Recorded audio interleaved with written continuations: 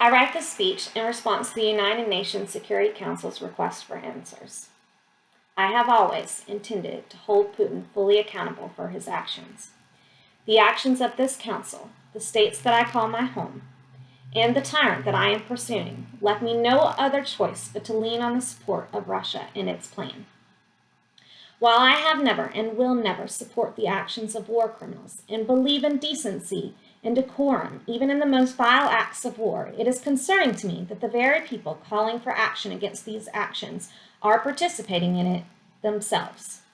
If you had allowed me to pursue this war in my way, the innocent civilians of the Ukraine would not be being punished, but the actual culprits of the worst of humanity's atrocities would be. If we were left with nothing else, we would be left in honesty, and there is purpose in that. I want to further make it clear to my officers and allies that I do not support, endorse, or excuse these behaviors, and God will see you pay for your actions. It is a mistake to consider that I am not as wrathful and vengeful as my Creator, and that I will not weigh your heart against the feather of justice. If you believe that I will do nothing, then you have mistaken me for my enemy, Queen Elizabeth II, and that will be fatal for you. I have given you many leniencies and pleasures in life, but the violation of the sanctity of life is not one of them. Far be it from me to think that you are not doing this to follow my code, and thus I implore every officer who committed rape to step forward and report it to their superiors and their colleagues. If you cannot admit to what you have done, then you have no business fighting under my banner. The act of killing large numbers of people in war is not a crime. The act of destroying the current established nation to build it into the victor's ideals is not a crime. If it is, then we are not the only criminals in this world, nor in this council itself.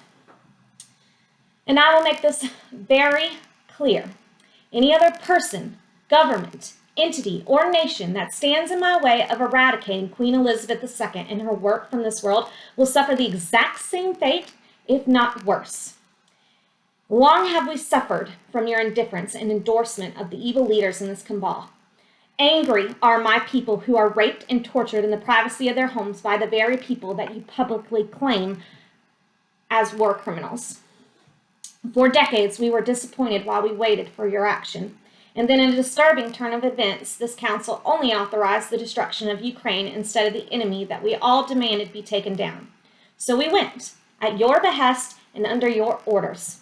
To publicly shame us and say nothing of our enemies is despicable.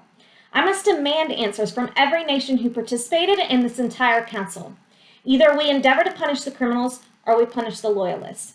Who exactly are you working for when you demand this of me? Of course I will do this. You are clearly mistaken when you demand this of me. I am confused as to why you didn't think that I have been counting every single soul you took incorrectly, damaged inappropriately, or stood by and did nothing for when I demanded otherwise. When I began this journey, I explained that we must hold them not only legally, but morally accountable. And long before the first bullet was ever fired in the Ukraine, I found you bankrupt, incompetent, and failures. I am sorry that you are upset that we are winning. You will give me my war criminals, and I will consider giving up yours. You can start with the dual snakeheads of Queen Elizabeth II and Prince William.